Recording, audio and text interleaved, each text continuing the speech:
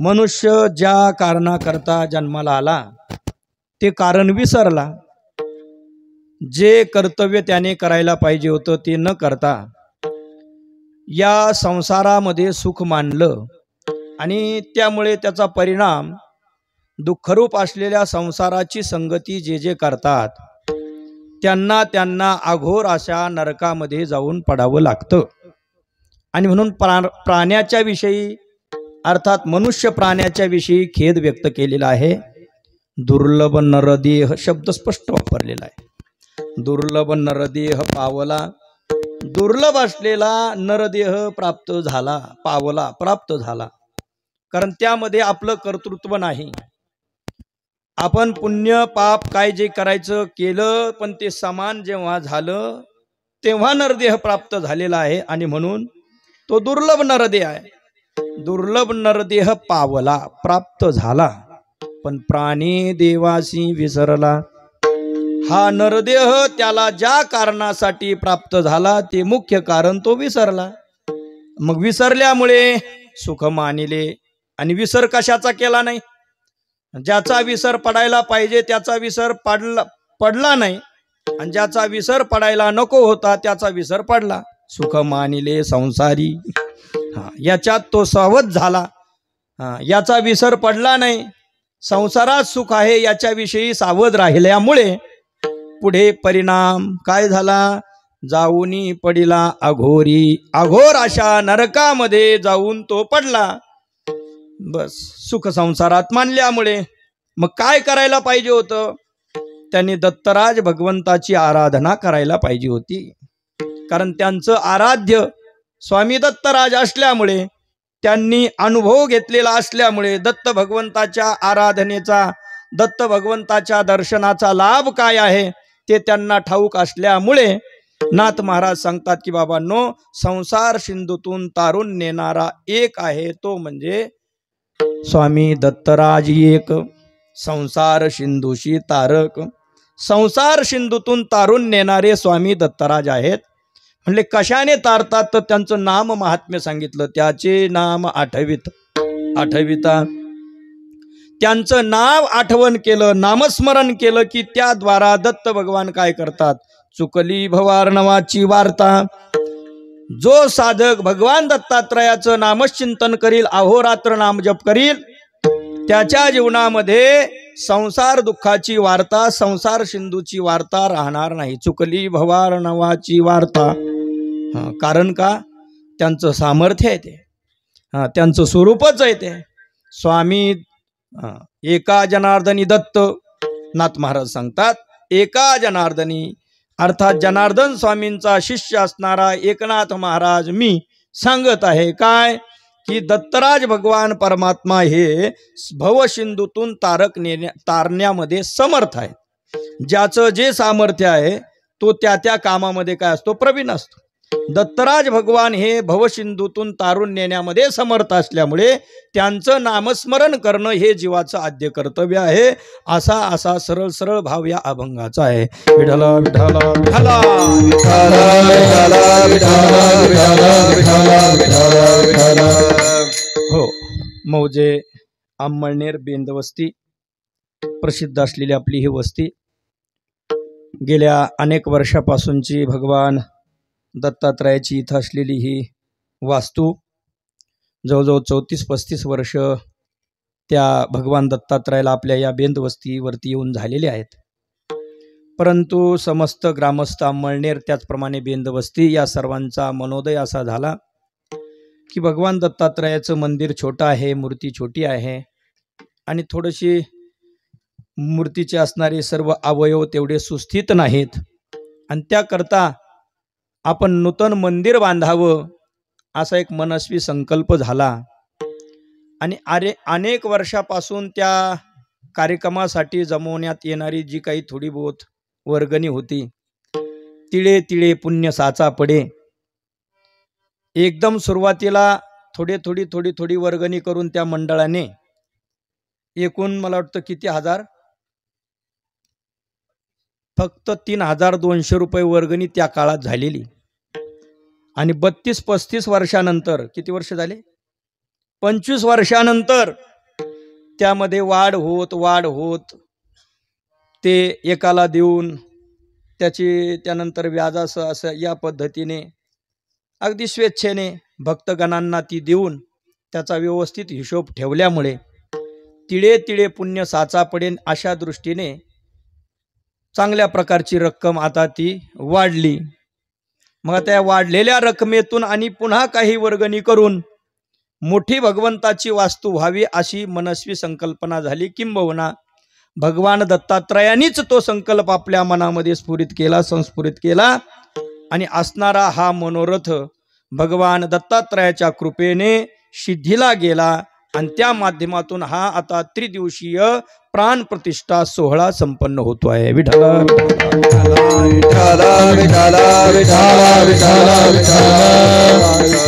पूजनीय समर्थ सद्गुरु किसनगिरी बाबा, वैकुंठवासी परमादरणीय बंसी बाबा, वैकुंठवासी परमादरणीय रामकृष्ण महाराज काळे गुरुजी या संतत्रयांच्या कृपाशीर्वादाने आणि पूजनीय गुरुवर्य भास्करगिरीजी बाबांच्या मार्गदर्शनाने संपन्न होणारा गोड असा हा कार्यक्रम आहे.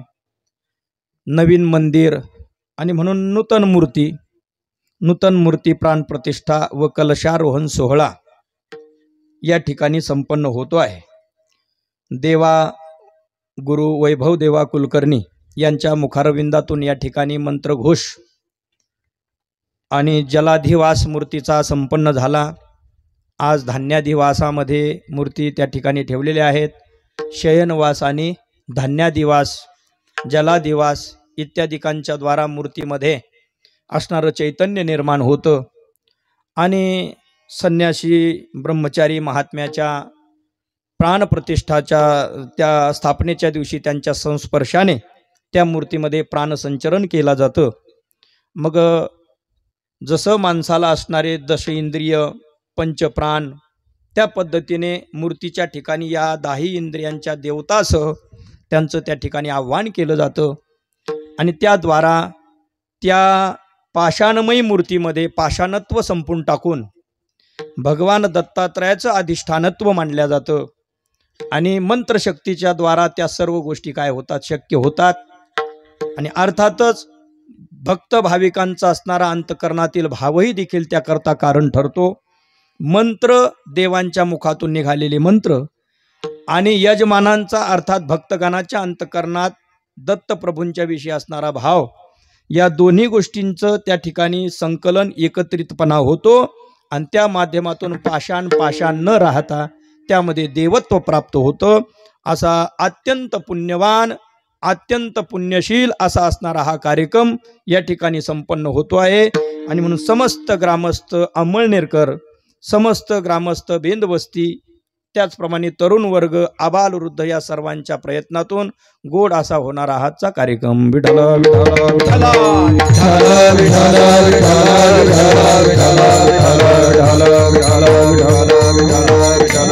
त्रिदिवसीय कार्यक्रम आहे. आजच्या पहिल्या दिवसाची सेवा आमच्याकडे आलेली आहे. तसं काल्याची सेवा होती, परंतु आदरणीय देवीदासजी महाराजांना त्या आजच्या दिवशी खाली नसल्यामुळे ही सेवा आम्ही घेतली, त्यांना काल्याची दिली. या पद्धतीने सुंदर असा हा कार्यक्रम आहे. उद्या आदरणीय आमचे मित्र हरिभक्तीपरायण दादाजी महाराज वायसर यांचा कार्यक्रम होईल. उद्या पूर्ण अभिषेक होम वगैरे पूर्ण होईल. परवा भगवान दत्तात्रय अधिष्ठानावरती विराजमान होतील. पूजनीय शांतीब्रह्म गुरुवर्य भास्करगिरीजी बाबांचं आगमन होईल. त्यांच्या हस्ते प्राणप्रतिष्ठा होईल, कलशारोहण होईल. गोड असा हा कार्यक्रम आहे. आजचा पहिला दिवस आहे, थोडंसं धावपळीचा आहे, वादळाचाही आहे. थोडंफार वादळ झाल्यामुळे वारकरी मंडळी भाविक मंडळी थोडेसे गुंतलेले आहेत. काही कांदे झाकायला गुंतले, काही कशात गुंतले. पण आता उद्यापासून गर्दी सर्वांनी करा आणि जास्तीत जास्त संख्येने या कार्यक्रमाचा लाभ घ्या, कारण अत्यंत पुण्यमयी असा हा कार्यक्रम आहे.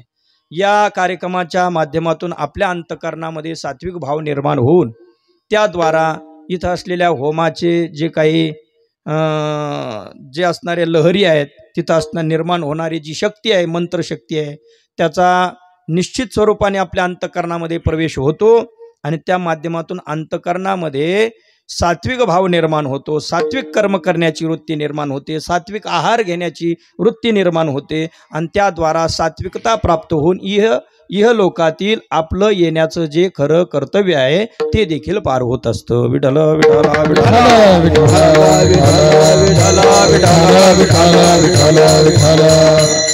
नूतन मूर्ती आणण्यात आलेली आहे. सकाळी आतापर्यंत आश्रमामध्ये मूर्तीचा निवास होता घेऊन आलेल्या दिवसापासून. मग नंतर आज प्रातः तिथं स्नानादी कर्म सर्व मूर्तीचे झाले. नंतर मूर्ती घेऊन आलेले आहेत. रथामध्ये व्यवस्थित मिरवणूक झाली. गावामधून दणदणीत मिरवणूक करत करत इथपर्यंत वाजत गाजत देवाला आणलेलं आहे. कारण देवराज आले मंचकी बैसले भक्ताशी दिदले काय अभयदान ना, भक्ताशी दिदले अभयदान.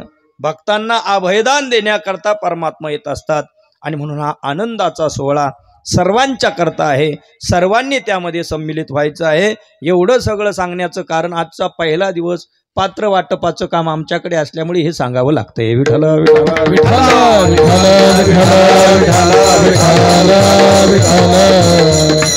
असो सुंदर असं नियोजन समस्त ग्रामस्थांनी केलेलं आहे. त्यांना द्यावे तेवढे धन्यवाद थोडे आहेत. आणि एकट्याचा नोहे खेळ म्हणून मेळ मिळविला. अगदी घरोघरी जाऊन सर्व टाळकरी बांधवांना निमंत्रण देणं, त्याकरता तेवढी धडपड करणं, तेवढा वेळ देणं, या सर्व गोष्टी या मंडळांनी केल्या. आणि त्या माध्यमातून सर्व टाळकरी मंडळी अगदी निंभारी, अंमळनेर, करजगाव, वाटापूर, आणखी देखील कोपरे सर्व मंडळी उपस्थित आहेत. नेवाशेहून आमचे आदरणीय हरिभक्तीपरायण भोगे महाराज, मृदंगवादक आमचे कानिपनाथ महाराज, रामकृष्ण आश्रमचे सर्व विद्यार्थी साधक वृंद, निंभारीकर भजनी मंडळ सर्व उपस्थित आहेत. ग्रामस्थ मंडळी उपस्थित आहेत. ग्रामस्थापैकी शनुभू वगैरे उपस्थित आहेत. आज थोडेसे आता कामातून तसेच आल्यामुळे ड्रेस कोड राहिला थोडासा. तेवढाच एक पॅन्टीवाला, तेवढाच एक काळा तेवढाच दिसतोय, पण काय हरकत नाही. आता उद्यापासून अलर्ट होऊन या. विठ्ठला विठ्ठला विठ्ठला विठ्ठला विठ्ठला. भूदेवा सुद्धा आलेले आहेत. आता भूदेवाने सुद्धा पॅन्ट घालायला नको ज्याच्या दिवस, पण आता बाहेरून कुठून तरी आले असतील, काही हरकत नाही. आता आमचं कसं आहे, आता त्या कामाला तुम्ही ठेवलेलंच आहे ना. या आणि बोला, बोलणे खाऊन घ्या, त्याकरता आम्हाला आमची नियुक्तीच आहे ना. असून ते कामच आहे, ते केलंच पाहिजे. जे आम्हाला ठाऊक आहे ते आम्ही तुम्हाला सांगितलं पाहिजे आणि जे तुम्हाला ठाऊक आहे ते तुमच्याकडून आम्ही ऐकलं पाहिजे. या सर्व गोष्टी ज्ञानाची देवाणघेवाण ही केवळ ज्ञानदात्यांनी ज्ञानच देत सुटायचं आणि आपलं अज्ञान तसंच ठेवायचं असं नसतं. आपलं देखील अज्ञान आपण प्रगट करून ज्याच्याकडून जे काही घेण्यास योग्य ते आपण घेतलं पाहिजे आणि ज्याला जे दिलं पाहिजे ते दिल्याच गेलं पाहिजे. विठ्ठल विठ्ठल विठ्ठल विठ्ठल. महाराष्ट्र ही संतांची भूमी आहे. या संत भूमीमध्ये अनेक संत अवतरित झाले आणि म्हणून आपलं खऱ्या अर्थाने भाग्य आहे की परमात्म्याने आपल्याला या भूतलावरती अर्थात महाराष्ट्रामध्ये, या महाराष्ट्र भूमीमध्ये जन्म दिला. आणि त्याचं कारण, या पुण्यवान म्हणण्याचं कारणच असं आहे की या भूमीमध्ये संत अवतरित झाले. जास्तीत जास्त संत या भूमीमध्ये अवताराला आलेले आहेत. इतर भूमीमध्ये सुद्धा संत अवताराला आले नाही असं नाही, पण जास्त संख्या जर कोणाचं आधिक्य असेल तर त्या महाराष्ट्र भूमीचं आधिक्य यामध्ये आहे. आणि म्हणून महाराष्ट्राला महाराष्ट्र असं म्हणतातच. आणि इतर राज्यामध्ये पहा, इतर राज्यात राष्ट्र हा शब्द इतरांना दिला गेलेला नाही, पण महाराष्ट्राला मात्र राष्ट्र हाही शब्द आहे. आणि केवळ राष्ट्रच नाही तर महानच्या असं राष्ट्र, अर्थात महानतेमध्ये महान असलेलं राष्ट्र ते महाराष्ट्र. कारण यामध्ये संत भूमी ही, कारण संतांचे अवतार या भूमीमध्ये जास्त. विठ्ठल विठ्ठल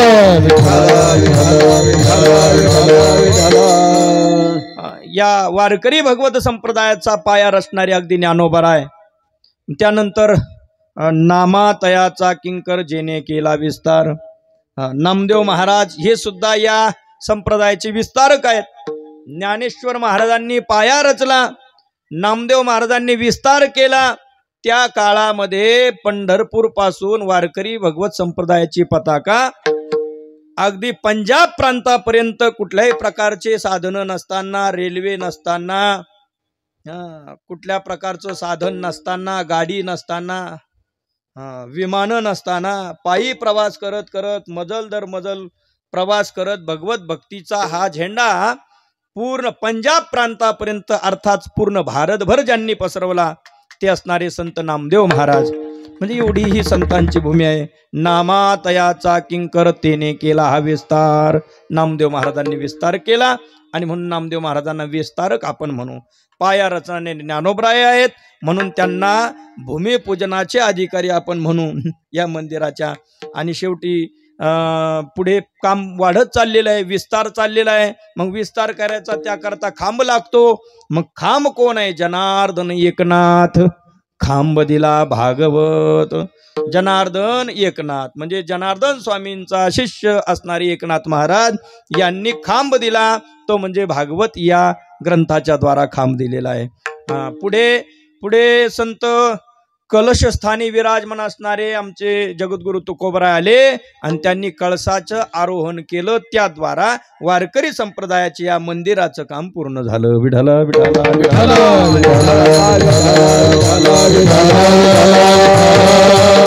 ज्ञानदेवे रचिला पाया उभारिले देवालया. सुरुवात काय? संत कृपा झाली इमारत फळा आली. ज्ञानदेवे रचिला पाया उभारिले देवालया. नामातयाचा किंकर तेने केला हा विस्तार. जनार्दन एकनाथ खांब दिला भागवत. आणि पुढे शेवटी तुकोबराय कलशस्थानी विराजमान झालेले आहे. तुका झालासी कळस भजन करा सावकाश. भजन करा सावकाश. भजन करा सावकाश. तुका झालासी कळस भजन करा सावकाश. भजन करा सावकाश. भजन करा. तुका झालासी कळस भजन करा सावकाश. भजन करा सावकाश. भजन करा सावकाश. तुका झालासी कळस भजन करा सावकाश.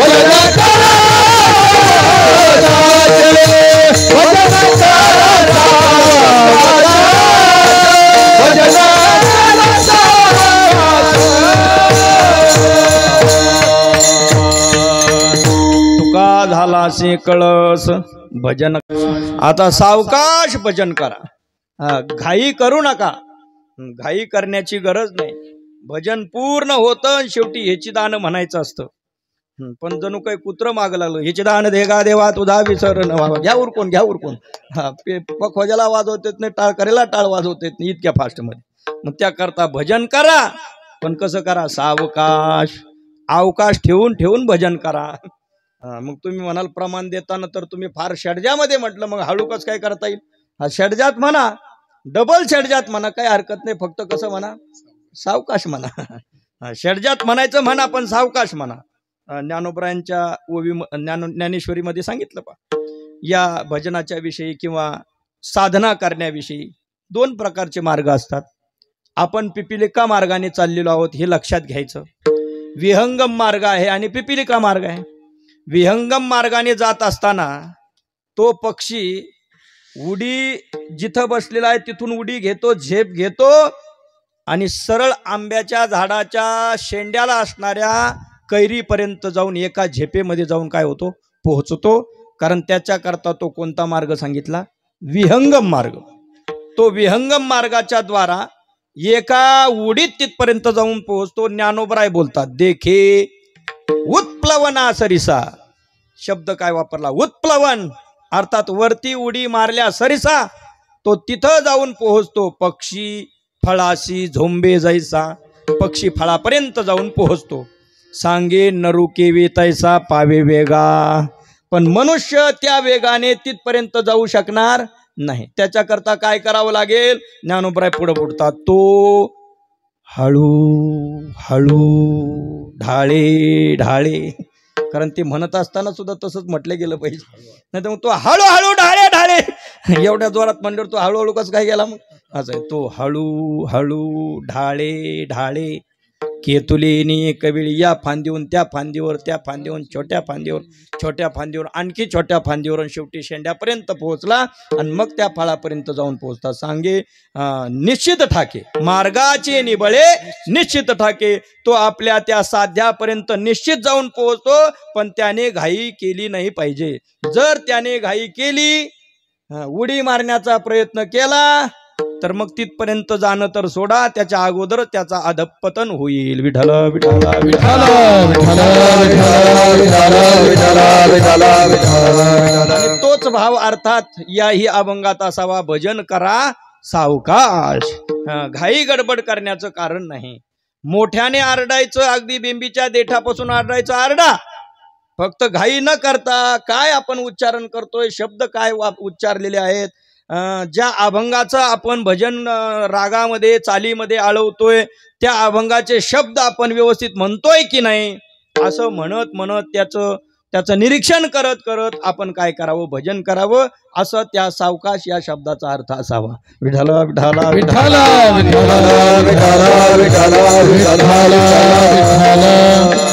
मग त्या पद्धतीने अगदी सावकाश. ज्ञानोबराने आणखी एक दृष्टांत दिलेला आठवला, आता उभी आठवली म्हणून सांगतो. कमळावरी भ्रमर पाय ठेविती हळूवार.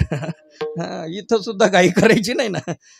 पाय ठेविती हळूवार. का बरं? कारण तिथं असलेले जे केशर आहे, तिथं असलेले जे परागकण आहेत, ते जर धसमुसळेपणा केला तर ते इथंच तथ पडतील. त्याकरता कमळावरी भ्रमर पाय ठेविती हळूवार. ते कुचंबेल केशरी आशंका. अरे भ्रमर परागू नेती परी कमळ दळे नेनती तैशिया परे आहे शेविती ग्रंथी ये. विठ्ठल विठ्ठल मग ज्ञानोबरायांच्या ज्ञानेश्वरीचं, श्रीमद भगवद्गीतेचं, भागवताचं, ग्रंथांचं, संत वाङ्मयाचं, या सर्व ग्रंथांचं अध्ययन करत असताना घाई गडबड करता कामा नये. पारायण करत असताना सुद्धा मध्ये श्वासही काही जण घेत नाहीत, मध्ये श्वास सुद्धा घेत नाहीत. इतकी गडबड करण्याची गरज नाही.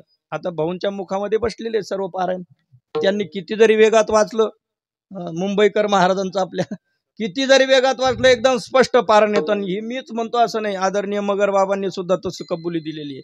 म्हटले कोणी वाचा, पण भाऊ वाचतात तेव्हा वेगळाच आनंद येतो म्हणे. विठ्ठल विठ्ठल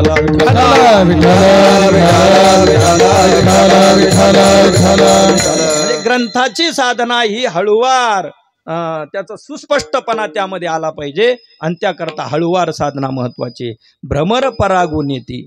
परागकण घेऊन जातो भुंगा, पण कुणाला माहिती होत नाही. कमळाला सुद्धा माहिती होत नाही, दुसऱ्याला माहित होणार नाही, यात नवल नाही. ज्याचे परागकण घेऊन गेला त्या कमळाला देखील कळत नाही कधी भुंगा आला आणि कधी पराक्रम घेऊन गेला. तसं आपण जी साधना करतोय, ज्या भगवंताची सेवा करतोय, त्या भगवंताची सेवा करत असताना, ग्रंथाची सेवा करत असताना तितका नाजूकपणा, तितका आल्हाददायीपणा आणि तितकं प्रेम त्यामध्ये असावं. विठ्ठल विठ्ठल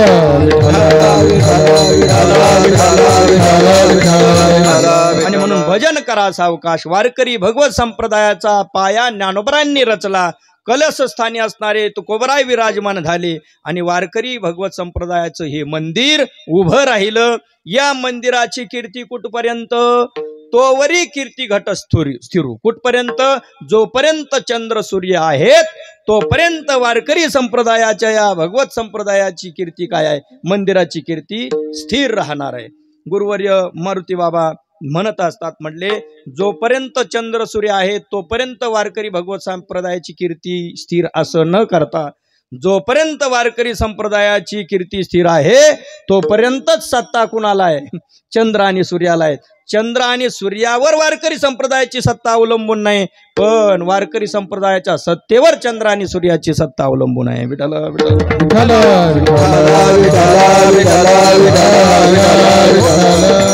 आणि या वारकरी भगवत संप्रदायाला अनेक संत महात्म्यांनी, कोणी विटेच्या रूपाने, कोणी वाळूच्या कणाच्या रूपाने, कोणत्या ना कोणत्या कणाने, मग त्यामध्ये परमादरणीय वैकुंठवासी बंशीबाबा असतील, परमादरणीय वैकुंठवासी रामकृष्ण महाराज काळे गुरुजी असतील, तथाकथित सर्व वारकरी मंडळी असतील, ज्यांनी आपला गृहस्थी प्रपंच करता करता परमार्थ सुद्धा अगदी सचोटीने केला, ती सुद्धा या वारकरी संप्रदायाच्या मंदिराची कण न कण, त्या मंदिरावरची भगवी ध्वजा, त्या ध्वजावर बसणारा पक्षी म्हणा, कोणत्या न कोणत्या रूपाने त्या मंदिराला सुशोभित करणारी वारकरी मंडळी सुद्धा आहेत. विठ्ठला विठ्ठला विठ्ठला. आणि म्हणून परम पावन या महाराष्ट्र भूमीमध्ये जन्माला आलेल्या प्रत्येकाचं कर्तव्य आहे, आणि ते कर्तव्य नाथ महाराजांनी पाहिलं, समाजाकडे पाहिलं. ज्याच्या करता ही जनता आलेली दिसते ते करताना त्यांना दिसत नाही. कारण नाथ महाराजांचं जीवन हे शांतीब्रह्म जीवन आहे. सांगणारे नाथ महाराज आहेत. नाथ महाराज हे शांतीब्रह्म होते. नाथ महाराजांची वृत्ती म्हणजे त्यांचं जसं एक आहे पहा, 4 कोटी आहेत. 4 कोटी आहेत. जसं एखाद्याने उपकार केला की त्याच्यावर उपकार करता येतो. बर.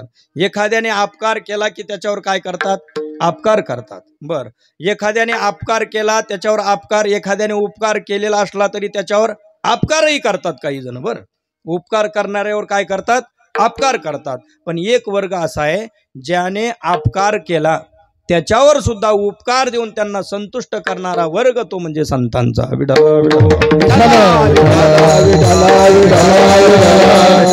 आता लग्न सराई चालू आहे. मग लग्नामध्ये पाहुण्याने आहेर आणला म्हणजे काय केलं? एक प्रकारचा उपकार केला. मग जाताना पाहुण्याला पुन्हा काहीतरी दिलं, यजमानाने दिलं की केलेल्या उपकारातून काय केला? पुन्हा उपकार केला. म्हणजे केलेल्या उपकाराचा परतफेड पुन्हा उपकारातून केली. हा एक वर्ग आहे सामान्य, जसं दिलं तसं मिळतं या हेतूने.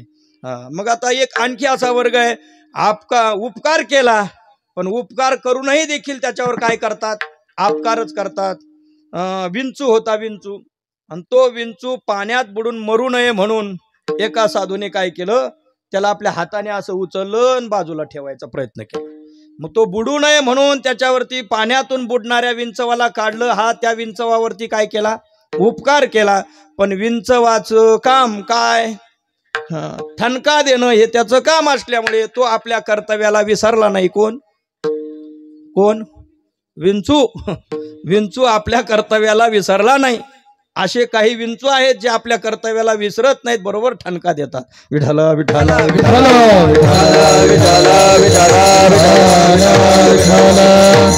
बरोबर वेळ आली की उपकार केलेला आहे का हे विसरून जातात, पण त्याला ठणका दिल्याशिवाय मात्र राहत.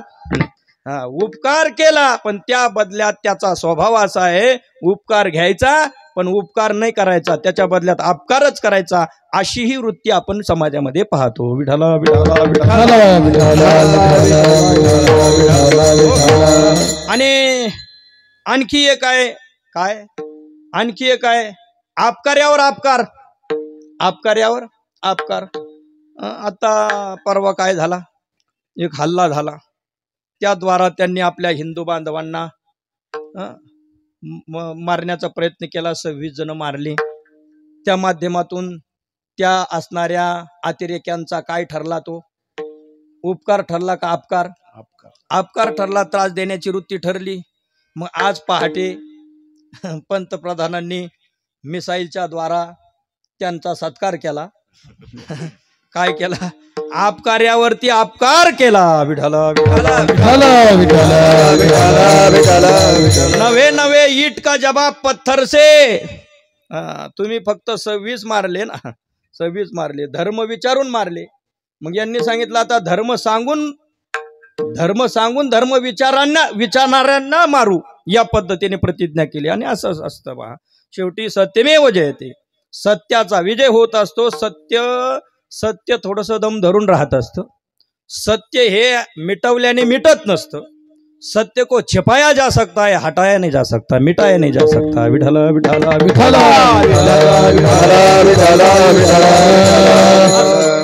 अपकार केला, ईट का जवाब पत्थर से. याला म्हणतात अपकार्यावरती अपकार करणं. बर. अपकार्यावर अपकार करणारा ही वर्ग आहे. उपकार्यावर उपकार करणारा वर्ग आहे. अपकार्यावर आता अपकार्यावर उपकार करणारा वर्ग आपल्याला पाहायचा आहे. समोरच्याने अपकार केला पण त्याच्या बदल्यात त्याला अपकार न करता उपकार करणारे संत असतात आणि संत एकनाथ महाराज त्या तोडीतले. त्यांना राग आणवायचा म्हणून तथाकथित काही ब्राह्मण मंडळींनी दक्षिणा देऊ केली कुणाला, यवनाला. आणि त्या यवनाला सांगितलं जा काही करून नाथ महाराजांना राग आला पाहिजे.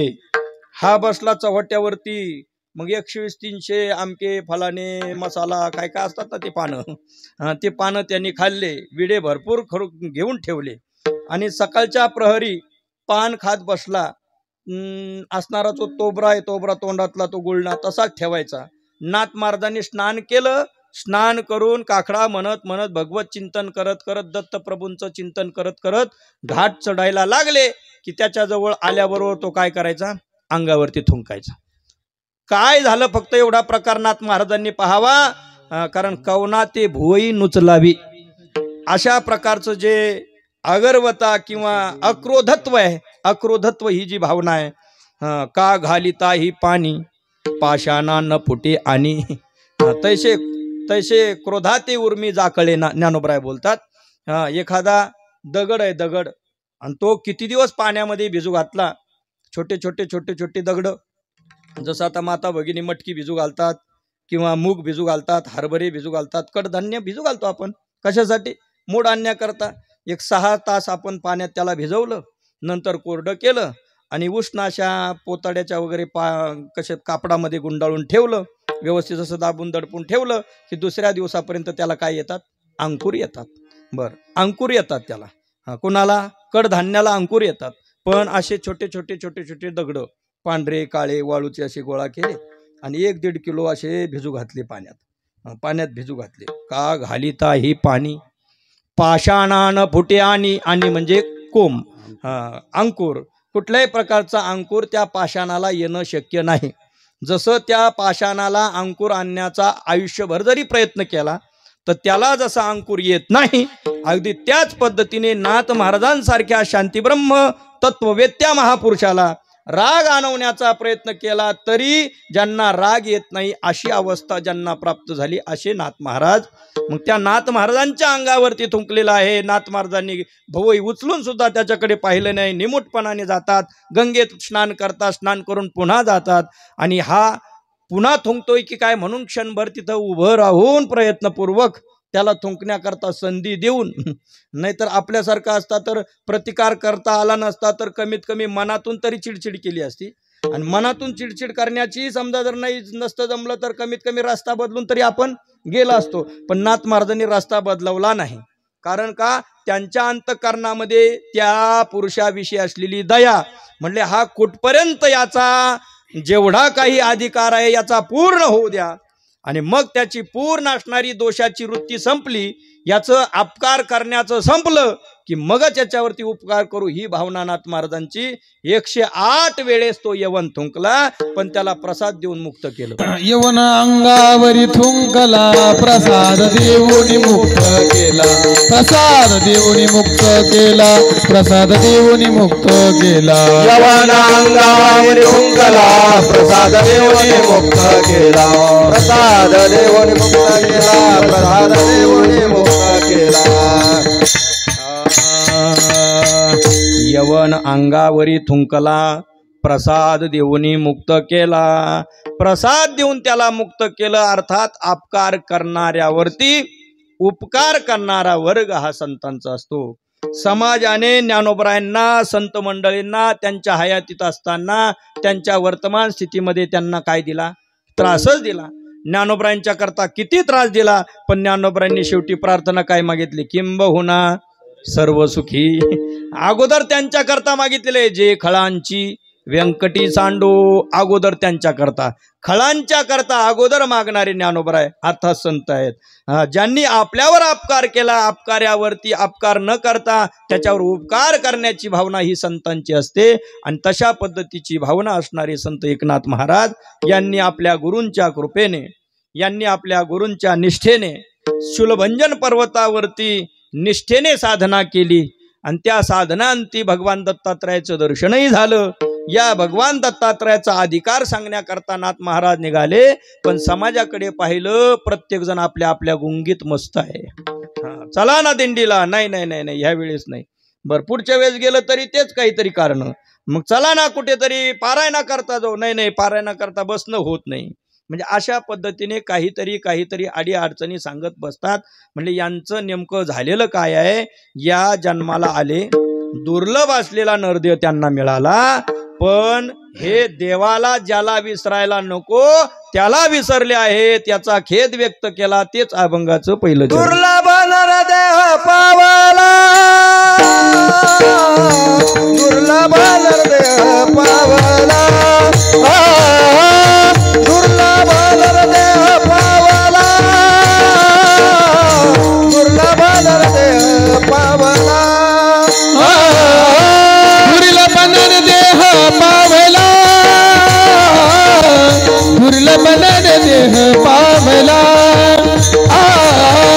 दुर्लभ नरदेह पावला, दुर्लभ नरदेह पावला,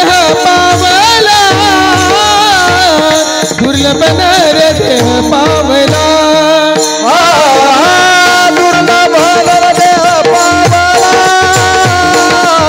दुर्लभ नरदेह पावला, दुर्लभ नरदेह पावला, दुर्लभ नरदेह पावला, दुर्लभ नरदेह पावला, दुर्लभ नरदेह पावला, दुर्लभ नरदेह पावला, दुर्लभ नरदेह पावला. प्राणी देवा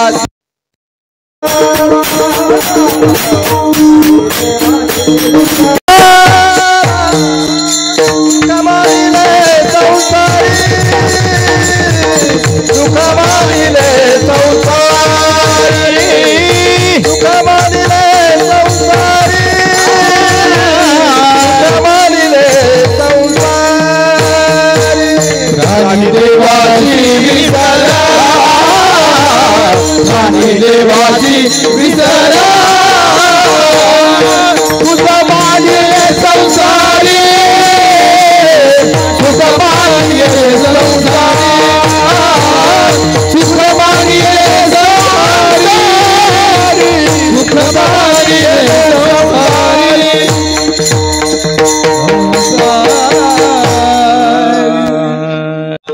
प्राणी देवासी विसरला. नाथ महाराज खेद व्यक्त करतात. अरे अरे अरे अरे अरे, दुर्लभ नरदेह पावला, प्राप्त झाला, प्राप्त केला असं म्हटलेलं नाही. कारण अत्यंत काही ज्या गोष्टी दुर्लभ आहेत त्यामध्ये शरीर हे दुर्लभ सांगितलेलं आहे. कोणतं शरीर? शरीराने पुन्हा पुन्हा, पण मनुष्य शरीर हे मात्र एकदा मिळतं. कोटी कोटी एक योनी, कोटी कोटी फेरा, म्हणजे अनेक जन्म झाले तेव्हा कुठं या नरदेहाला आपण आलेलो आहोत. असं आहे. पहा, नरदेहाला येण्याकरता काय महत्वाचं लागतं? पहिली गोष्ट अशी आहे, पाप आणि पुण्य समान व्हावं लागतं.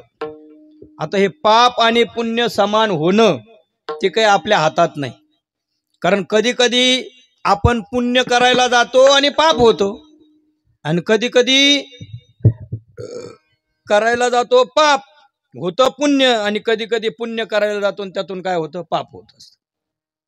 या माध्यमातून आता दृष्टांत सांगून मी वेळ घेणार नाही. म्हणजे चांगल्या युक्तीने, चांगल्या कृतीने एखादी कृती करण्याकरता निघालो, पण न जाणून त्यामध्ये काय होऊन बसतं? पाप होऊन बसतं. आणि एखादं कृत्य पापाच्या करता निघतो, पण पाप न होता काय होऊन बसतं? पुण्य होऊन बसतं. ते आपल्या हातात नाही. मग कुणाच्या हातात आहे? या कर्माचा जो साक्षी भगवान पंढरीनाथ किंबहुना ईश्वर, जो स्वतः कर्मविपाकाच्या पलीकडे आहे, पण परमात्म्याच्या हातामध्ये हे पाप पुण्याचं गणित असतं.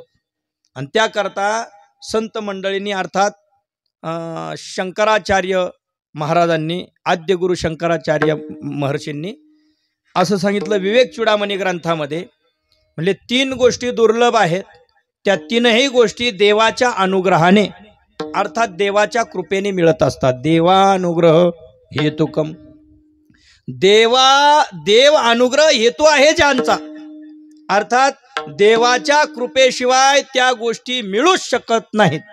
अशा 3 गोष्टी आहेत. दुर्लभम त्रयमे वैतत, देवानुग्रह हेतुकम, देव अनुग्रह हेतु यस्य स देवानुग्रह हेतु, देवाच्या अनुग्रहाशिवाय मिळतच नाहीत अशा 3 गोष्टी दुर्लभ सांगितल्या. म्हणजे कोणत्या? मनुष्यत्वम, मुमुक्षुत्वम, महापुरुष संश्रया.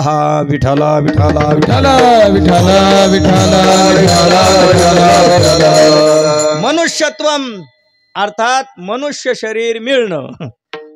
मग स्त्री शरीर मिळणं किंवा मनुष्य शरीर मिळणं अर्थात नरदेह मिळणं. नरदेह दुर्लभ जाना, शतवर्षाची गणना, त्यामध्ये दुःख यातना, तुम्ही आठवा मधुसूदनाला.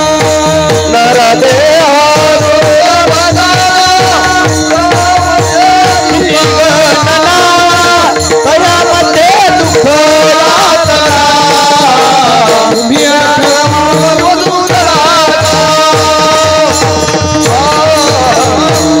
नरदेह दुर्लभ जाना, शतवर्षाची गणना, तयामध्ये दुःख यातना.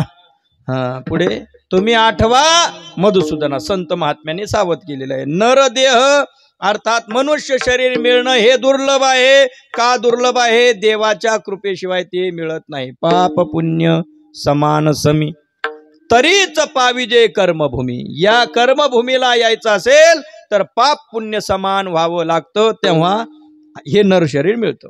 आता पाप पुण्य समान झालं ते कुणाच्या कृपेने? देवानुग्रह अर्थात देवाच्या कृपेने पाप पुण्य समान झालं आणि दुर्लभ असलेला नरदेह मिळाला. पुढचं काय आहे? मुमुक्षुत्वम. मनुष्य शरीर मिळालं पण मुमुक्षु होता नाही आलं.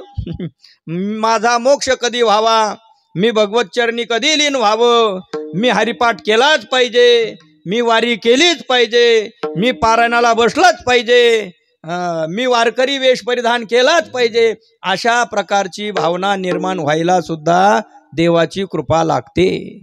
म्हटले मग बरं झालं बा, आपल्यावर देवाची कृपा नाही, तेच बरं झालं.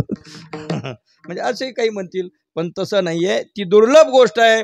हजारो असतात तेव्हा कोणाच्या तरी एखाद्याच्या मनामध्ये येत असतं. पहा, मनुष्याणाम सहस्रेषु कश्चित यतती सिद्धये यततामपि सिद्धानाम कश्चिन माम वेत्ति तत्वतः.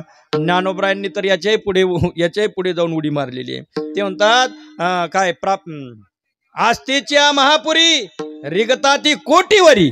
सहस्र शब्द मागे टाकला, म्हणले कोटी कोटी जातात. आता कुंभाला आपण पाहिलं नाही का, किती गर्दी, चंगराचंगरी व्हायचा प्रसंग, इतकी गर्दी. मग आता गेलेले सर्वच प्राप्त झाले का? नाही. तरी प्राप्तीच्या पहिले तरी मी पाहिला निघे. विठला विठला विठला. आषाढीला पंढरपूरला हे तोबा गर्दी.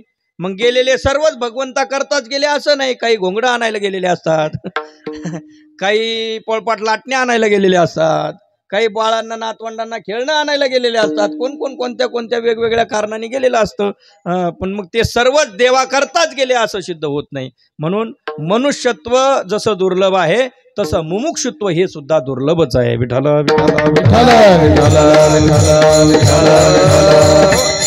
भजन करणारी पुष्कळ आहेत, पण देवाच्या आवडीने देव प्राप्त व्हावा म्हणून भजन करणारी काय आहेत? निश्चित थोडे असणारे. देवाची या चाडे आळवावे देवा. देवाची आवड धरून आरंभी आवडी आदरे आले नाम, तेने सकळ सिद्धी जगी झाले पूर्ण काम. देवाच्या विषयी आवड आदर आणि या सर्व गोष्टी असणाऱ्यांची संख्या काय असते? कमी असते. म्हणून मनुष्यत्व जरी प्राप्त झालं, मुमुक्षुत्व प्राप्त होणं हे त्यापेक्षा दुर्लभ आहे. आणि मुमुक्षुत्व जरी प्राप्त झालं, मनुष्यत्व प्राप्त करून मुमुक्षुत्व जरी प्राप्त झालं, पण महापुरुषांचा आश्रय मिळणं हे त्यापेक्षाही काय आहे? कठीण आहे. आयसी याने भेटती ते साधू. कशाने भेटतात? म्हणले काही केलं तरी अशक्य कोटीतील गोष्टी शक्य होतील, पण संत भेट ही अत्यंत काय सांगितली? दुर्लभ सांगितलेली. काय प्रमाण? चंद्रामृत सुखे सेवईल, आस्ता जाता रवी धरवेल. चंद्राचं अमृत सेवन करता येईल, आस्ताला जाणारा सूर्य थांबवता येईल. पुढे बाह्य हेळा, वीर स्वातंत्र्यवीर सावरकर बाह्य हेळा सागर तरवेल. फ्रान्सच्या जंगलातून पळत असताना नंतर उडी मारली, त्या याच्यातून नावेतून उडी मारली, समुद्र तरून गेले, सागरा प्राण हा तळमळला, ने मजसी मातृभूमीला. म्हणजे बाह्य हेळा आपल्या बाहुबलाने समुद्र सुद्धा तरून जाता येईल, तशी उदाहरणं आहेत. बाहुबलाने जाता येईल, अशक्य गोष्टी शक्य करता येतील. पण संत महात्म्याची भेट ही अत्यंत काय आहे, दुर्लभ आहे. बर, हाताचडे हरिप्रियाची भेटी न घडे, हे दुर्लभ गाडे सर्वथा. विठला विठाला सूत्र जुळलेले आहेत ते सूत्र जुळलेले आहेत.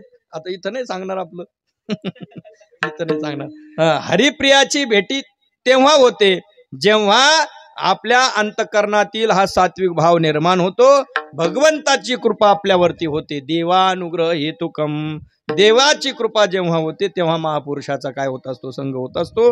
महापुरुषाची संगती, त्याद्वारा मुमुक्षुत्व आणि प्राप्त झालेल्या मनुष्यत्वाची ती कर्तव्यता. विठला विठला विठला. आणि म्हणून दुर्लभाती दुर्लभ असलेली गोष्ट मनुष्य शरीर आपल्याला मिळालं. किती दुर्लभ आहे मनुष्य शरीर, दुर्लभ आहे हे कळालं, पण किती दुर्लभ आहे तर त्याकरता जगद्गुरु तुकोबारांनी एक न्याय वापरलाय बरं का. एक न्याय वापरला. कसे, एक समजून सांगण्याकरता काही न्याय असतात, आपले अनुभूत विषय असतात. कर्णसाहेब, आपल्या अनुभूत विषयांचाच त्यांना न्याय हा शब्द जोडलेला असतो. जसं अंधगोल अंगोल न्याय, खलकपोत न्याय, असे न्यायाचे प्रकार आहेत. भरपूर न्याय आहेत, भरपूर त्या पद्धतीने निवडलेले आहेत. त्या शब्द संग्रहामध्ये 25-30 प्रकारचे न्याय दिलेले आहेत. वेगवेगळे त्याची मीमांसा आहे. असो, त्यातला एक न्याय आहे बरं का, त्याला कागटाळी न्याय म्हणतात. कागटाळी न्याय. मग आता हा देह कागटाळे न्याय नगडे उपाय घडवा, नगडे उपाय घडवा. हे पावला हा देह कागटाळी न्याय नगडे उपाय घडवा, नगडे उपाय घडवा. पावला हा देह कशाने, म्हणजे कागटाळी न्याय. देवा, एक सुरदास होते. सुरदास माहिती आहे ना तुम्हाला. सुरदास म्हणजे ज्यांना डोळे नाहीत असे सुरदास. मग ते स्नाना करता जायचे, रोज त्यांचा नियम गंगेवर स्नानाला जायचं. मग त्या एका दिवशी ते स्नानाला गेले, थोडासा उशीर झालेला होता.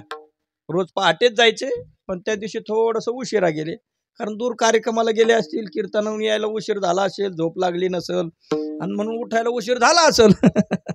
आणि त्या पद्धतीने उठले उशिरा. मग ते उठल्यानंतर गंगेवर स्नानाला गेले. जाऊन त्यांचा रोजचा नियम होता, ज्या वेळेस स्नानाला गंगेला जायचे, डुबकी मारणार. 3 डुबक्या मारल्या, अपवित्र पवित्र वा सर्व अवस्थाम गतिबोय स्मरित पुंडरीकाक्षम सभय अभ्यंतर शुचीही. थोडंसं अर्घ्य घ्यायचं, सूर्याला अर्घ्य द्यायचं, आणि त्या माध्यमातून संपूर्ण आटोपलं की पुन्हा थोडीशी एक डुबकी मारून आणि वरती उभं राहून अशी टाळी वाजवायची. असा त्यांचा नियम, रोजचा नियम.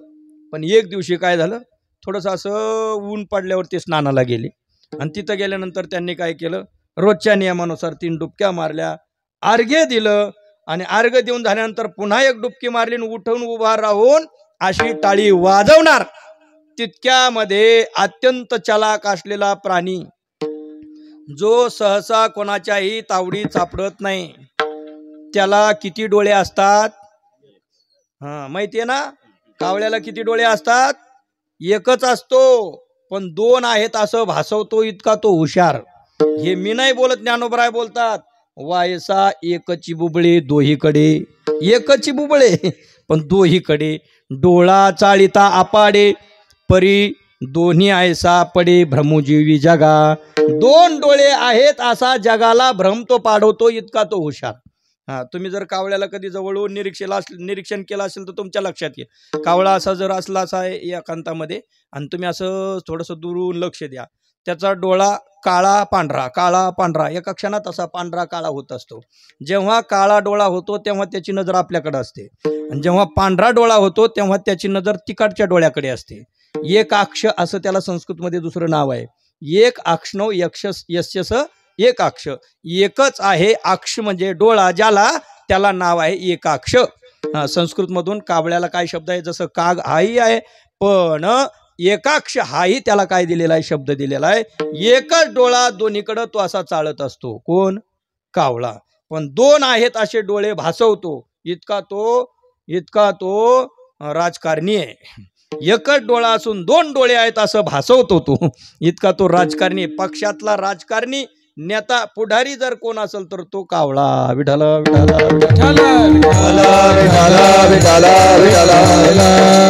एरवी त्याच्या खाण्याचा प्रकारही तुकोबरांनी सांगितलेला आहे, त्याच्या खाण्याचा प्रकारही सांगितलेला आहे. कावळ्याची नजर नेहमी कुठं असते? तीन प्रकारचे प्राणी आहेत, तिघांचे तीन आहार आहेत, सात्विक, राजस, तामस.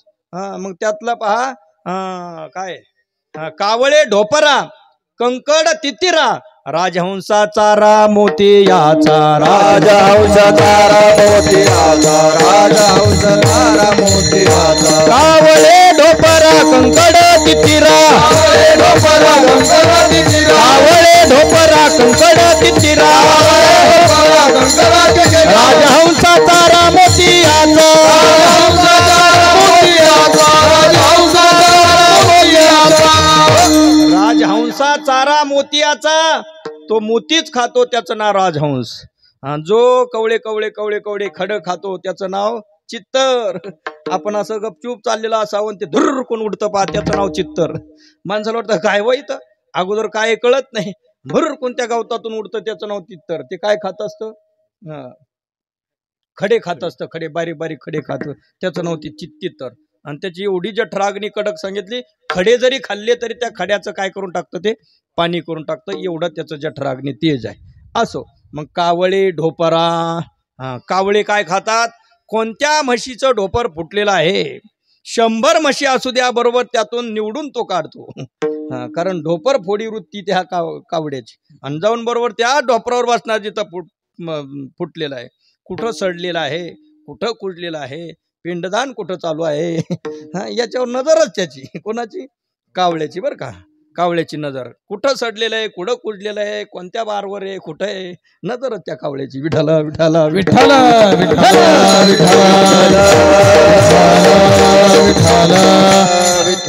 मग एवढा असणारा तो चेत्रा, पक्षातला राजकारणी, पुढारी असणारा तो कावळा. पण तो कावळा चांगल्या चांगल्याच्या हातात सापडत नाही. तो कावळा टाळी वाजवली सहजच, पावला हा देह काग टाळी न्याय. सहज हातात, आंधळ्याच्या हातामध्ये टाळीत कावळा सापडावा तसा सहज टाळी वाजवली देवाने. आणि म्हणून हा कावळा आपल्या हातात सापडला, हा नरदेह रूपी कावळा. हा सापडलेला एकदा निघून गेला की पुन्हा नाही, एकदा निघून गेला की पुन्हा नाही. अत्यंत दुर्लभ आहे. मग दुर्लभ असलेला हा नरदेह ज्यांना ज्यांना मिळाला त्यांच्याकरता सावध करतात. दुर्लभ नरदेह पावला.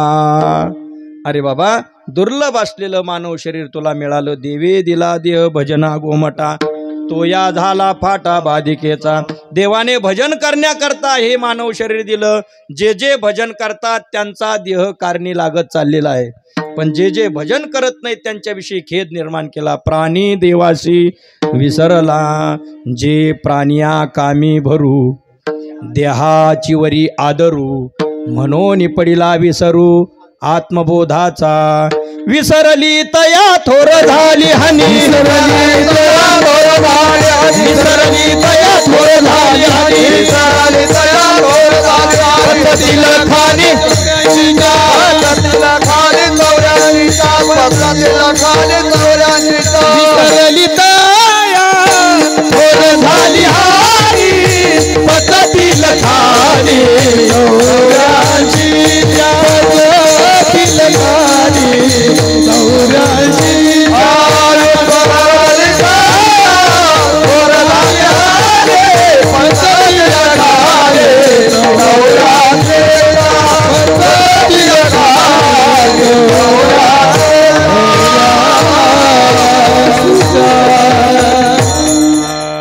विसरली तया थोर झाली हानी, विसरली तया थोर झाली हानी पचतील खाणी 84 लक्ष योनीचे या खाणीमध्ये पचावं लागेल अनेक जन्म पुनरपि जननम पुनरपि मरणम या पद्धतीने या जन्म मरण रूपी संसाराच्या रहाड गाडग्यामध्ये त्याला जावं लागेल। त्याचं कारण काय म्हणले तो विसरला देवाला आणि ज्याला विसरायला नको होतो त्याला मात्र आठवून ठेवतोय। सायास करीशी प्रपंच दिननिशी हरिशी न भजसी कोण्या गुणे हरीचं भजन कोणत्या गुणाने करत नाही तर त्याचं कारण नाथमार्जांनी शोधून काढलं अभंगाचं दुसरं चरण। सुखमाने ले संसारे सुखमाने ले संसारे सुखमाने ले संसारे सुखमाने ले संसारे सुखमानी ले संसारी सुखमानी रे संसारी सुखमानी ले संसारी सुखमानी ले संसारी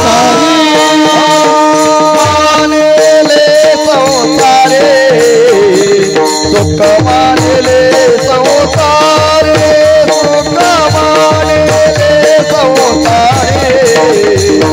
सुखमाने ले संसारे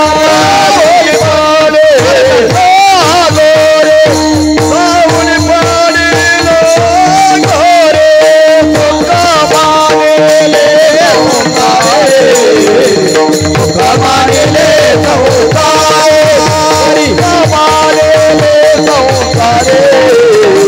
सुखमाने ले संसारे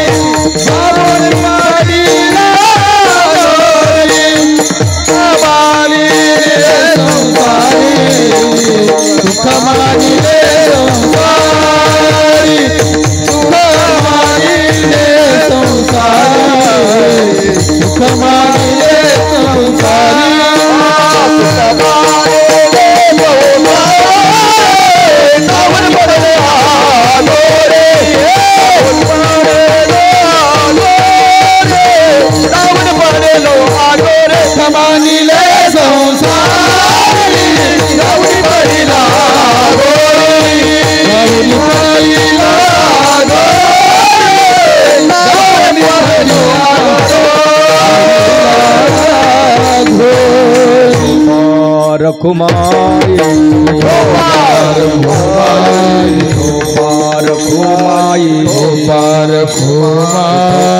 ताळी वाजवा हात वरती घ्या म्हणा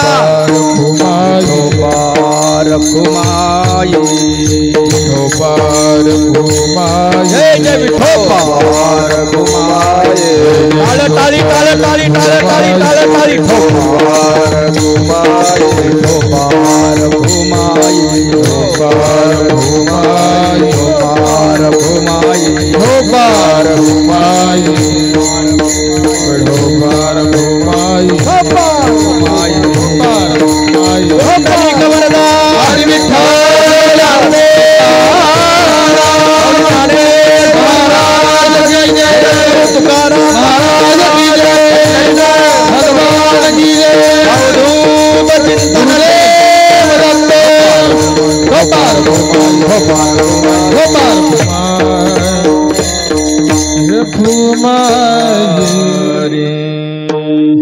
दुर्लभ नरदेह पावला प्राणी देवासी विसरला सुख मानिले संसारी जाऊनी पडिला अघोरी।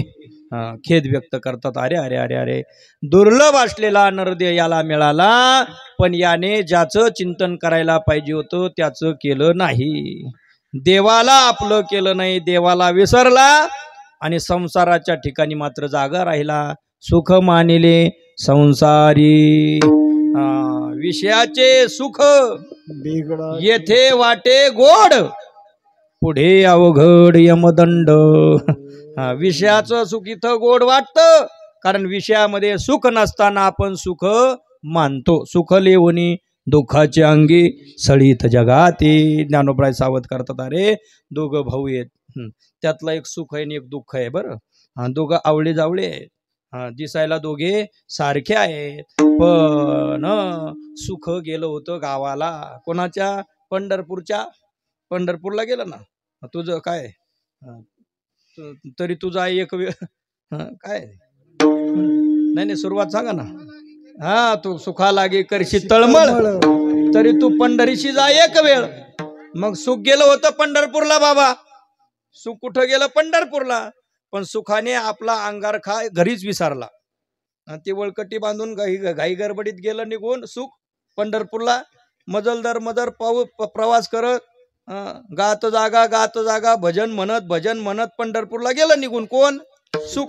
घरी सुखाचा ड्रेस राहिलेला. सुख नावाच्या माणसाचा ड्रेस कुठं राहिला? घरी. मग दुःखाला संधी सापडली.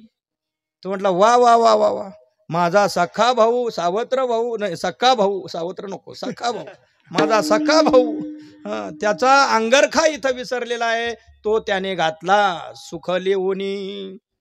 सुखाचे कपडे अंगावर घातले, पण आतून तो कोण आहे? आतून तो दुःखच आहे.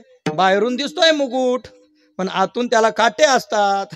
हे लक्षात येत नाही. अगदी त्याच पद्धतीने आहे, आपण सुखाचे कपडे घातलेले या संसारातील विषयांकडे पाहतो, पण त्याने फक्त कपडे सुखाचे घातलेले आहेत, आतून मात्र काय आहे? विषयाचे समसुख बेगडाची बाहुली, अपराधी सावली जाईल या, अपराधी सावली जाईल या. विषयाचे समसुख बेगडाची बाहुली, अपराधी सावली जाईल या, अपराधी सावली जाईल या. विषयाचे समसुख बेगडाची बाहुली, भासवणं आहे ज्याच्यामध्ये सुखाचा पत्ताच नाही. बस बेगडाची बाहुली, ती काय कशा करता आता, ती कोणत्या उपयोगी येणार आहे? या पद्धतीने सुखाचे कपडे दुःखाने घातलेले आहेत हे आपल्या लक्षात येत नाही, आणि म्हणून तो दुःखाला सुख समजून बसतो. बस कैची चौकडी इंगळ. चला मग आश्रमात राहायला. विठ्ठल विठ्ठल विठ्ठल विठ्ठल विठ्ठल. अगदी पूर्वीपासूनचे गुरुजीच्या काळापासूनचे वारकरी, तरी मी म्हटलं अजून का बरं दुःखरूप संसार वाटाना. कैसी सुखनिद्रा अंथोरणी इंगळाच्या. अहो, इंगळाच्या शय्येवर झोपला आणि तिथं सुखाने झोपला असं म्हणता येईल का? इंगळ म्हणजे कोण? इंगळ म्हणजे कोण? विस्तव, असा धगधगता विस्तव. भाकरी करणाऱ्या माता भगिनींना माहितीये, तो तिथं आहार जो असतो अगदा धगधगता आहार. मग असं त्या आहाराची शय्या केली आणि त्याच्यावर झोपला, म्हणले सुखाने झोपला. सकाळी झोपला तर 4 तासानंतरच उठला. शक्य आहे का? विषय सेवितागा कोण तृप्त झाला, इंधने निमाला अग्नी कोठे असो. अर्थात त्यामध्ये सुख नाही, पण सुख आहे असा भास होतो. मग सुखाच्या त्या कल्पनेने गेलेल्या जीवा, तू सुख तिथं मानलं, पण त्याचा परिणाम काय झाला? जाऊनी पडिला अघोरी. घोर अशा नरक दुःखातून सुटण्याकरता एकमेव संधी मिळाली होती. नर शरीर मिळालं, देवाचं चिंतन करणं सोडून दिलं आणि त्या माध्यमातून विषयामध्ये सुख मानलं, आणि त्याचा परिणाम नको तोच पुन्हा पदरात पडला. काय? जाऊनी पडिला अघोरी. मग आता त्याकरता या अघोर नरकात जाणं चुकवायचं असेल तर देवांच्या मुखारविंदातून मंत्रघोषातून परवा या ठिकाणी विराजमान होणाऱ्या दत्तराज स्वामींचं चिंतन करणं महत्वाचं आहे. कारण त्यांचं ते स्वरूप आहे, ते या संसार सिंधूतून तारून नेणारे आहेत. अभंगाचं 3रं चरण. संसार सिंधुसी तारक, संसार सिंधुसी तारक, संसार सिंधुसी तारक. स्वामी दत्तराज एक, स्वामी दत्तराज एक, स्वामी स्वामी दत्त राज एक स्वामी दत्त राज एक हा सुख मानिले संसारी हा सुख मानिले संसारी स्वामी दत्त राज एक स्वामी दत्त राज एक स्वामी दत्त राज एक स्वामी दत्त राज एक सुख मानिले संसारी सुख मानिले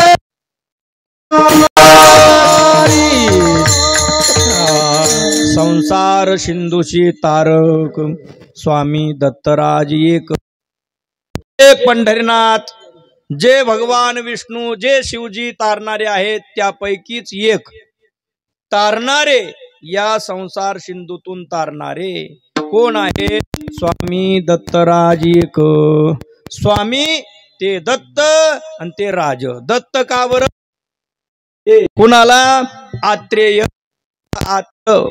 यांना दिलेले अर्थात ते त्यांच्या तपोबलाने त्यांच्या घरी प्रगट झालेले आता ती कथा सांगायला इथं आपल्याला वेळ नाही दत्त जयंतीच्या उत्सवाच्या वेळेत कधी जर आला योग तर सांगू दत्त जयंतीच्या उत्सवाच्या वेळेत जर योग आला तर जन्माची कथा सांगून त्या माध्यमातून दत्तराज भगवंताचा अवतार कशा करताय त्याचं दिग्दर्शन करू तर संसार सिंधूतून तारणारे दत्तराज आहेत स्वामी आहेत कारण त्यांनी त्यांच्या जीवनामध्ये 24 गुरु केले पहा इतर अवतार जे असतील ते भगवान परमात्म्याचे अवतार भगवान परमात्मा म्हणून झालेले आहेत वराह रूपामध्ये आले ते भगवान म्हणूनच आले मत्स्य कस्य वगैरे जेवढे काही अवतार आहेत त्या अवतारामध्ये देव भगवान म्हणून आले पण एकमेव असा अवतार आहे की त्या अवतारामध्ये तीनही देव एकत्रित 3 शिरे क्षेपक आहे प्रमाण क्षेपक आहे म्हणून सरळ फक्त म्हणू आपण 3 शिरे 6 हात तया माझे दंडवत 3 शिर आणि 6 हात काखे झोळी पुढे श्वान नित्य जान्हवीचे स्नान हे मात्र क्षेपक नाही बरं का हे तुम्ही म्हणता असताना त्या अभंगात आहे काय ते पहिलं मेरूच्या शिखरी एक योगी निराकारी मुद्रा लावून खेचरी प्राणायामी बैसला तेने सांडिली काया तेजिली कंथा काया मन गेले विलया ब्रह्मानंदा माझारी या पद्धतीने पुढे काय अनुहात ध्वनिनाद तो पावला परमपद उन्मनी तुर्या विनोदी छंदे छंदे डुल्ल तसे ज्ञान गोदावरीच्या तिरी स्नान केले पांचाळेश्वरी देवाच्या अंतरी दत्तात्रय योगिया विठला विठला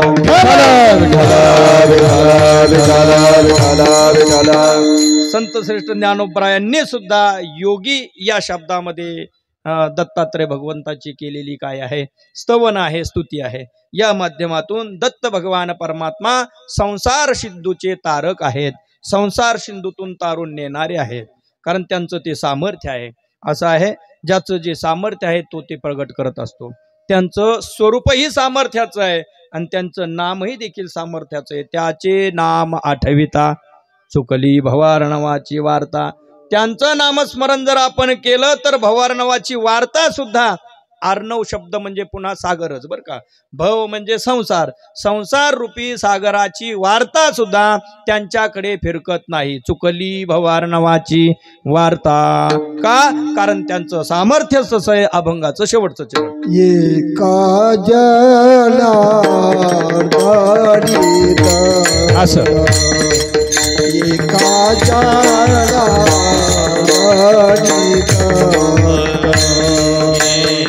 एका जलार्दनीत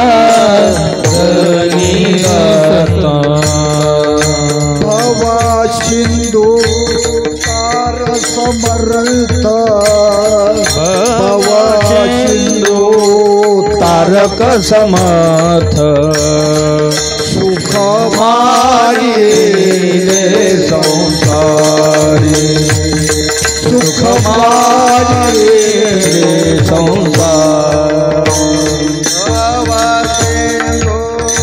तारक समर्थ सिंधू अररस मात सुख मानिले संसारी सुख मानिले संसारी जावोनी पडिला घोरी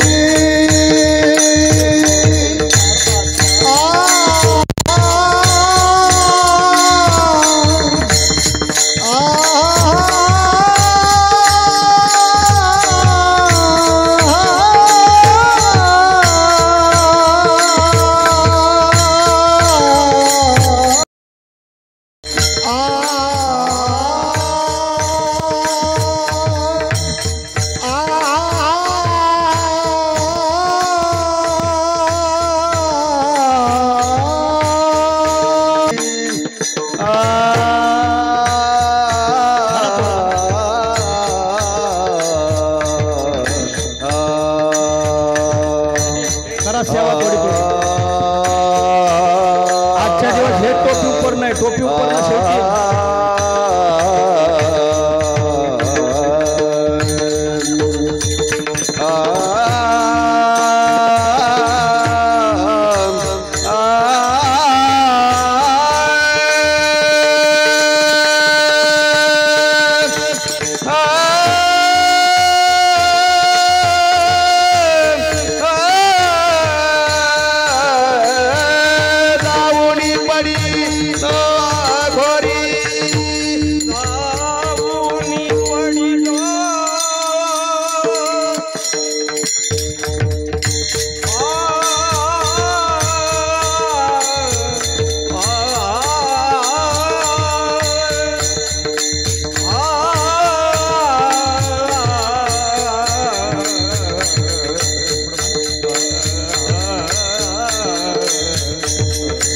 नवनाथ भाऊ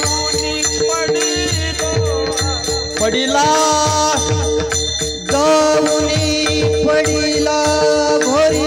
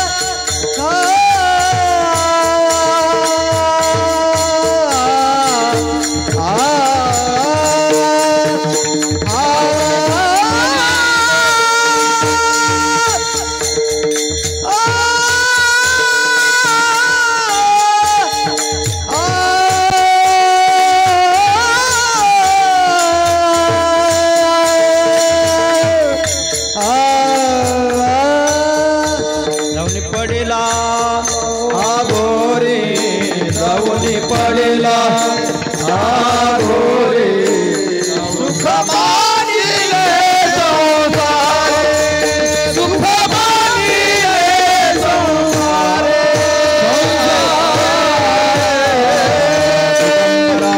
दिगंबरा श्रीपाद वल्लभ दिगंबरा दिगंबरा दिगंबरा ताली वाजवा भजन म्हणा दिगंबरा वल्लभ दिगंबरा दिगंबरा दिगंबरा श्रीपाद वल्लभ दिगंबरा